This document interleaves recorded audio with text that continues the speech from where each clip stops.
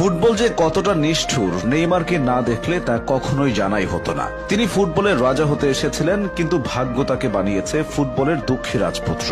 নেইমারকে ছাড়া ব্রাজিল রংহীন, আসলে তাকে ছাড়া ফুটবলটাই রংহীন। নেইমার ইনজুরিতে পড়েন, ফিরে এসে আবার ইনজুরিতে পড়েন, আবার ফেরার চেষ্টা করেন, এভাবেই কেটে গেল 10-10টা বছর।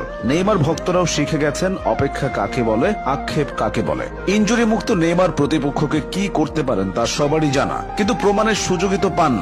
2014 সাল ব্রাজিলের ঘরের মাঠে বিশ্বকাপ, হেক্সা জয়ের স্বপ্নে বিভোর ব্রাজিলের ভক্ত সমর্থকেরা। তাদের স্বপ্নের সারথি নেইমার, সব ঠিকঠাকই যাচ্ছিল। কোয়ার্টার ফাইনালে কলম্বিয়ার মুখোমুখি হয় ব্রাজিল। ম্যাচ জিতে সেমিফাইনাল নিশ্চিত করে সেলেসাওরা। তবে অন্ধকার অনিশ্চয়তায় চলে যায় তাদের যুবরাজ নেইমারের ভবিষ্যৎ। ম্যাচ জয়ে সেদিন আনন্দ উল্লাস হয়নি, বরং বিষাদের বর্ষণে ভিজেছিল সমর্থকেরা।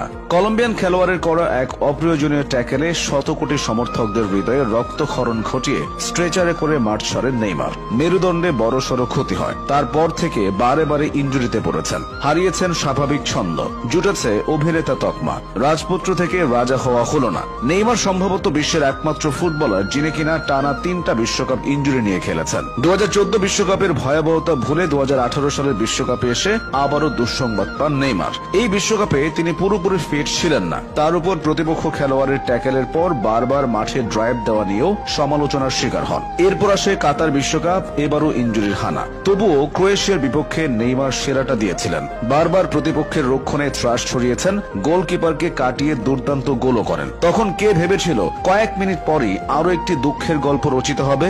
মেসি রোনালদোর মতো নেইমারও বড় বড় শিরোপা জিতেছেন। ব্রাজিলের জন্য মরীচিকা হয়ে থাকা অলিম্পিক ফুটবলের সোনাও ধরা দিয়েছে নেইমারের সৌজন্যে। তবে সেসব এখন সোনালী অতীত। ব্রাজিলের হয়ে নেইমার বেশ সাড়া ফেলেই অভিষিক্ত হয়েছিলেন।